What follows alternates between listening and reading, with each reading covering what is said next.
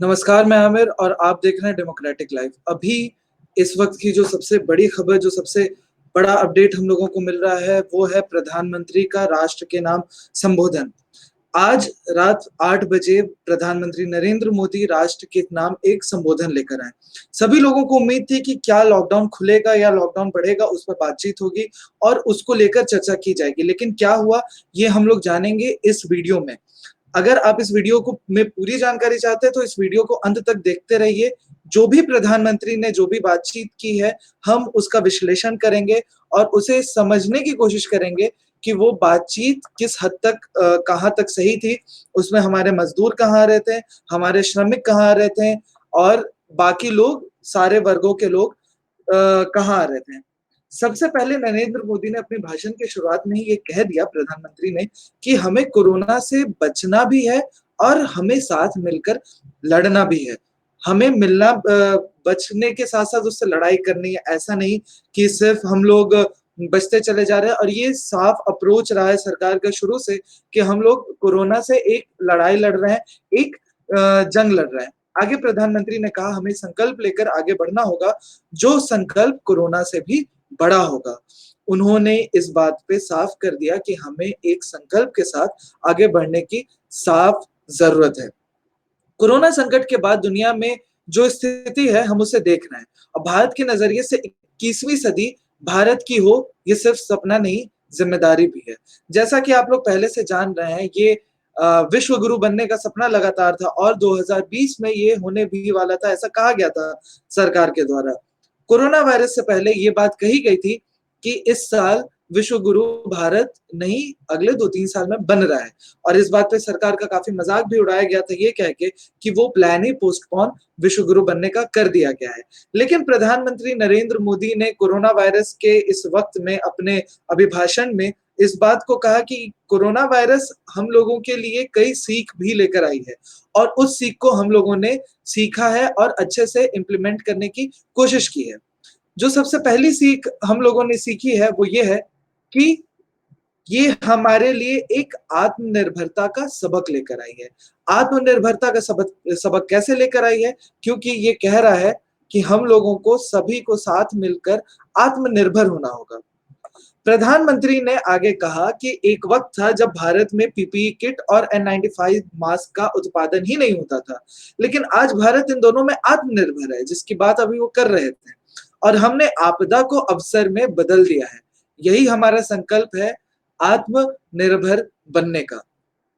आज विश्व में आत्मनिर्भरता की व्याकरण पूरी तरीके से बदल चुकी है। 2 तरीके की आत्मनिर्भरता होती है, पहला जो खुद के लिए हो, पर्सनल सेंट्रिक, और दूसरी होती है पूरे दुनिया के लिए वैश्विक। तो ये बात स्पष्ट है कि भारत की संस्कृति और संस्कार जो है, वो वसुधैव कुटुम्बकम की है। यानी आत्मनिर्भरता की जो व्याकरण भारत के लिए है, जो संस्कृति भारत की है, वो ये है कि भारत जब आत्मनिर्भरता की बात करता है, तो उसमें पूरे संसार का सुख, सहयोग और शांति की बात रहती है। भारत की प्रगति में पूरे विश्व की प्रगति समाहित होती है। भारत जो भी काम करता है, उसका पूरी दुनिया पर प्रभाव पड़ता है। इसी बात पर सारे भारतीयों भारतवासियों को गर्व है और पूरे विश्व को पता है कि मानव जाति के कल्याण के लिए भारत बहुत कुछ दे सकता है। प्रधानमंत्री ने आगे बढ़ते हुए अपने बात में इतिहास का ज़िक्र किया। हमारे सदियों का इतिहास रहा है। सोने की चिड़िया तब भी विश्व की भलाई ही चाहता था। जब देश गुलाम था, तब हम विकास के लिए तरस रहे थे। आज जब भारत में विकास हो रहा है, तब भी हम पूरे विश्व के सामने, हम लोग पूरे विश्व के सामने एक उदाहरण प्रस्तुत कर रहे हैं और एक विकास समावेशित कर रहे हैं। उसके बाद जब उन्होंने कच्छ का एक उदाहरण दिया, तो ये बात स्पष्ट तौर पे सामने आई कि अब आपदा से लड़ने के लिए हमें तैयार रहना होगा। प्रधानमंत्री ने 5 चीज़ों के ऊपर आत्मनिर्भरता की बात टिके होने पे बताई। सबसे पहले इकोनॉमी, इंफ्रास्ट्रक्चर, टेक्निकल व्यवस्था, डेमोग्राफी, सप्लाई चेन। उन्होंने बताया कि अगर इकोनॉमी हम लोग की दुरुस्त रहे, जिसका उपयोग हम लोग अच्छे इंफ्रास्ट्रक्चर बुनियादी ढांचे में करें और हमारी टेक्नोलॉजी अच्छी रहे और जिस तरीके से हिंदुस्तान में विविधताएँ हैं, जो डेमोग्राफी है, काफ़ी अलग-अलग तरह की, और उसके बाद हम लोग सप्लाई और डिमांड चेन को अच्छे से रखें, तो हम लोग आत्मनिर्भर बन पाएँगे। और जो सबसे बड़ी घोषणा की गई वो इसी दौरान की गई, इसी के जस्ट बाद की गई, वो थी कि कोरोना का सामना करते हुए एक विशेष आर्थिक पैकेज की घोषणा। ये जो पैकेज है, ये 20 लाख करोड़ का पैकेज है और भारत के पूरे जीडीपी का 10% हिस्सा है। यानी कि इसका जो असर होगा पूरे व्यापक तौर पे पूरे के पूरे भारत के अर्थव्यवस्था पर देखा जा सकता है। जिस तरीके से एक economic reform doctor Manmohan Singh द्वारा लाया गया था, ठीक उसी तरह से ये माना जा सकता है कि ये एक इकोनॉमी रिफॉर्म 2.0 है। मनमोहन सिंह जिस वक़्त वित्त मंत्री हुआ करते थे और नरसिम्हा राव उस वक़्त प्रधानमंत्री थे, उस वक़्त उन्होंने कई तरह के इकोनॉमिक बदलाव किए थे, जिसके वजह से ग्लोबलाइज़ेशन हुआ, अलग-अलग कंपनीज़ जो ग्लोबल कंपनीज़ थी, वो भारत में आई और उन्होंने व्यापार शुरू किया, जिसका अच्छा असर, अच्छा परिणाम हम लोगों को देखने को मिला। शायद हम लोग अब ये जो लॉकडाउन के वक़्त जो इकोनॉमिक रिफॉर्म 2.0 जो हम लोगों को सुनाया गया है, वो शायद इसी रास्ते पे भारत को फिर से ले जा सकता है। ये पैकेज जो 2020 में जो अभी अनाउंस किया गया है, वो पूरे भारत को आत्मनिर्भर बना सकता है। इसमें लैंड, लेबर, लिक्विडिटी और लॉ पर पूरा बल दिया गया है। इसमें हर तरह के कुटीर उद्योग यानी कि छोटे-छोटे उद्योग जो गाँव पंचायत और ब्लॉक के स्तर पे चल रहे हैं, मझौले उद्योग, सभी के लिए इसमें ध्यान पूरे तरीके से रखा गया है। ये हर श्रमिक और किसान के लिए है, हर मिडल क्लास के लिए है जो टैक्स देता है, और सारे लोगों के लिए, उन लोगों के लिए भी है जो निवेश करके व्यापार को आगे बढ़ाते हैं। कल के बाद से वित्त मंत्री जो हमारी निर्मला सीतारमण है, वो इस पैकेज के बारे में विस्तार से जानकारी देना लोगों को शुरू करेंगी। यानी प्रधानमंत्री नरेंद्र मोदी ने पैकेज की घोषणा तो की है, लेकिन इसके बारे में कुछ भी हमें विस्तार से नहीं बताया है। ये नहीं बताया है कि ये पैकेज जो है, उसमें किस तरीके से ये लोगों के पास पहुँचेगा, किस हिस्से में कितना पैसा खर्च किया जाएगा, और सबसे महत्वपूर्ण बात, क्या इसमें किसानों और श्रमिकों को पूरे तरीके से उनका हिस्सा मिलेगा या नहीं मिलेगा। अभी पूरे देश में श्रमिकों और किसानों की जो स्थिति बनी हुई है, वो सबसे ज़्यादा खराब है। श्रमिकों की लगातार अ, गाड़ी से टकरा कर मौत हो रही है, ट्रेन के नीचे आके मौत हो रही है। कोरोना वायरस से नहीं, वो एक अलग जंग लड़ रहे हैं। क्या उस जंग में ये आर्थिक पैकेज उनकी मदद कर पाएगा? ये जब निर्मला सीतारमण हम लोगों को कल से बताना शुरू करेंगे विस्तार में, तो इसका एनालिसिस, इसका पूरा व्याख्यान, इसका पूरा इसके ऊपर बातचीत हम लोग करेंगे। बीते 6 सालों में जो बदलाव हुए हैं, उसके वजह से आपदा के समय भारत मजबूती से टिका हुआ है। प्रधानमंत्री नरेंद्र मोदी ने अपने अभिभाषण में इस बात को बहुत ही बारीकी के साथ और बहुत ही बोल्ड तरीके से ये रखा।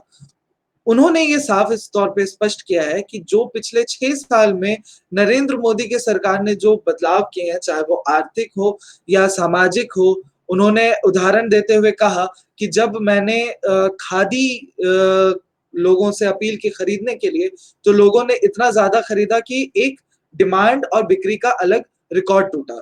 और इसी के बाद उन्होंने एक एक और उदाहरण दिया, वो ये है कि जो 80 करोड़ लोगों तक प्रधानमंत्री गरीब कल्याण योजना पहुँचाने की बात हुई थी, उसमें सभी गरीब के जेब में सीधा पैसा पहुँचाया गया है।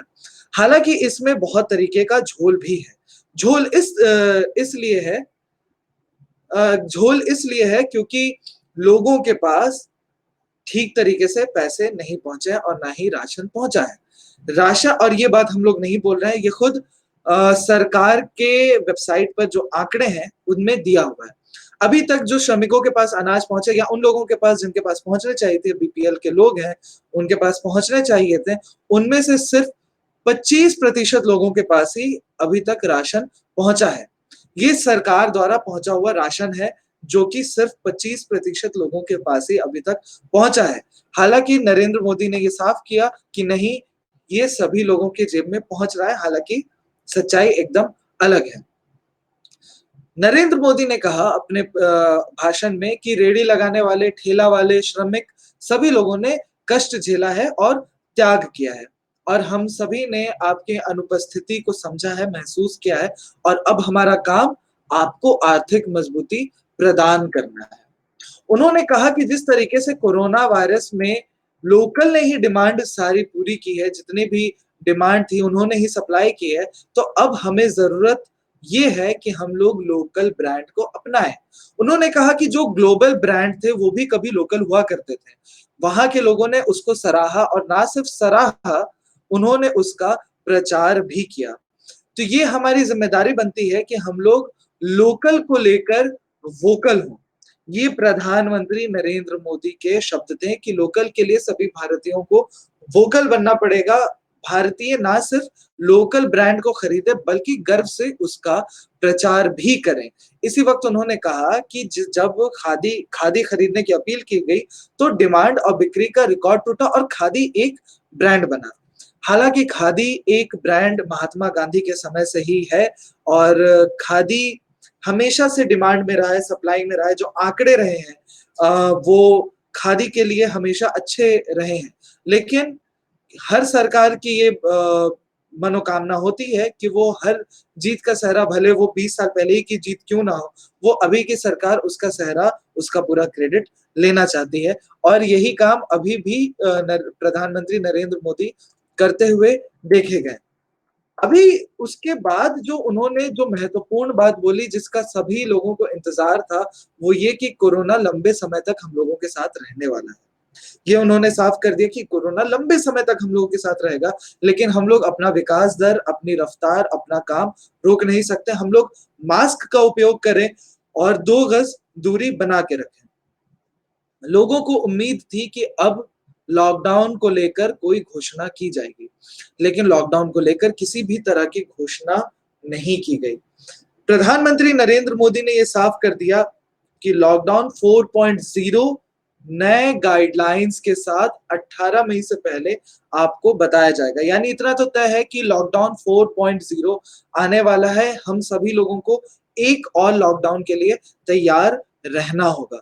लेकिन उन्होंने एक बात बहुत साफ तौर पे से स्पष्ट की है कि ये लॉकडाउन राज्य सरकारों के जो गाइडलाइंस थे, उनके जो विचार थे, उसको ध्यान में रखकर तैयार किया गया है। कल की बैठक के बाद जो लगातार सूत्रों के हवाले से रिपोर्ट्स आ रही थी, उसमें ये साफ तौर पे था कि कई राज्य सरकार ये चाहती हैं कि लॉकडाउन को बढ़ाया जाए। बिहार के मुख्यमंत्री नीतीश कुमार ने भी ये मांग की है कि लॉकडाउन बढ़ाया जाए। ऐसे में ये देखना बहुत दिलचस्प अब होने वाला है कि बिहार में लॉकडाउन किस तरीके से बढ़ेगा। क्योंकि बिहार में कोरोना वायरस अब अपने पीक पर धीरे-धीरे पहुँच रहा है। जिस तरीके से चीन में कोरोना वायरस एक बार पीक पे पहुंचकर खत्म हो चुका है, इटली, स्पेन में खत्म हो चुका है, तो उस तरीके से क्या बिहार में भी कोरोना वायरस जैसे पीक पे जा रहा है, उसी तरीके से जाएगा। जिस तरीके से वुहान एक ज़ोन बन गया था कोरोना वायरस, क्या उसी तरीके का ज़ोन बिहार बनेगा? क्योंकि बिहार में कई तरह की प्रशासनिक लापरवाही और जनता के द्वारा लापरवाही भी देखने को मिल रही है। लगातार लॉकडाउन के बावजूद लोग लॉकडाउन तोड़ते हुए बाहर निकल रहे हैं। जब सरकार ने पटना के प्रशासन ने ये घोषणा की कि 3 दिन इलेक्ट्रॉनिक्स के दुकान खोले जाएँगे, तो वो सभी लोग बाहर निकलने लगे जिन्हें शायद उतनी ज़्यादा ज़रूरत नहीं थी। इसके बाद अब सवाल ये उठता है कि लॉकडाउन बिहार में जो ज़ोन अलग-अलग बनाए गए हैं, रेड ज़ोन, ऑरेंज ज़ोन और ग्रीन ज़ोन, उनके लिए क्या दिशा-निर्देश के साथ लॉकडाउन जारी रहेगा। पहले भी इससे पहले ग्रीन ज़ोन में कई छूट के साथ लॉकडाउन रखा गया था। ऑरेंज ज़ोन में भी कई तरह की छूट दी गई थी, जिसमें ये कहा गया था कि उबर और प्राइवेट टैक्सीज़ भी चलाई जा सकेंगी, लेकिन सारे तरीके के मॉल्स वगैरह बंद रहेंगे। रेड ज़ोन में किसी भी तरह की गतिविधियों को बंद रखा गया था और कहा गया था कि जो सिर्फ़ एसेंशियल प्रोडक्ट्स हैं, यानी सब्ज़ी, दूध और मास्क, सैनिटाइज़र, दवा, राशन, इन सारी चीज़ों को एसेंशियल प्रोडक्ट्स के लिस्ट में लाया जाता है। सिर्फ़ एसेंशियल चीज़ों की ही डिलीवरी की जाएगी, इसके अलावा किसी भी चीज़ की डिलीवरी नहीं की जाएगी। लेकिन अब ये देखना होगा कि 18 मई से पहले जो प्रधानमंत्री ने कहा है कि लॉकडाउन 4.0 के गाइडलाइंस जारी किए जाएँगे, उसमें ये देखना दिलचस्प रहेगा कि रेड ज़ोन ऑरेंज जोन और ग्रीन जोन में क्या-क्या छूट मिल रही है या कुछ छूट घटाई जा रही है। जब सरकार ने शराब की दुकानों को छूट दी और ये कहा कि इन्हें छूट होगी दुकान खोलने की, तब सोशल डिस्टेंसिंग की किस तरीके से धज्जी उड़ी है, ये बात हम सभी लोगों को पता है। सोशल डिस्टेंसिंग हम ही लोगों के हाथ में पूरे तरीके से, इसमें सरकार कुछ भी नहीं कर सकती है, ये बात स्पष्ट है। जब तक सोशल डिस्टेंसिंग का पालन हम और आप मिलकर नहीं करेंगे, सोशल डिस्टेंसिंग नहीं हो सकती है। सरकार अपने तरफ से सिर्फ इस बात को रख सकती है कि आप लोग सोशल डिस्टेंसिंग का पालन कीजिए, लेकिन वो पूरे तरीके से हमारे ऊपर है। जिस तरीके से शराब की दुकान में ये देखा गया है कि सोशल डिस्टेंसिंग की धज्जियाँ उड़ाई गई, ऐसे में ये सोचने के लिए सरकार को मजबूर होना चाहिए और ये सोचना चाहिए स्पष्ट तौर पे कि क्या लॉकडाउन 4.0 में किसी भी तरीके की छूट मिलनी चाहिए या 100% लॉकडाउन किया जाना चाहिए। कल जब निर्मला सीतारमण जो हमारे वित्त मंत्री हैं, वो इस विशेष आर्थिक पैकेज को लेकर जब और जानकारी देंगे, तो हम लोग इसका पूरा एनालिसिस करेंगे और ये कोशिश करेंगे कि अर्थव्यवस्था, इकोनॉमी के कोई जानकार हमारे साथ हों, जो आपके सारे सवाल को दूर करें और कल हम लोग ठीक 8 बजे लाइव आएँगे और जो पूरा पैकेज है उसके बारे में चर्चा करेंगे, किसी अर्थशास्त्री के साथ आएँगे और आप सभी दर्शकों से अपील है कि आप सभी लोग 8 बजे का कल हमारा विशेष लाइव ज़रूर देखें, जिसमें हम लोग इस आर्थिक पैकेज के बारे में चर्चा करेंगे। अगर आपको ये लाइव पसंद आया, अगर आपको ये रिपोर्ट पसंद आई, तो आप इसे ज़्यादा से ज़्यादा शेयर कीजिए। हमारी कोशिश एक कॉर्पोरेट मुक्त, दबाव मुक्त पत्रकारिता करने की है। आप देख रहे थे डेमोक्रेटिक लाइव, मैं आमिर, नमस्कार।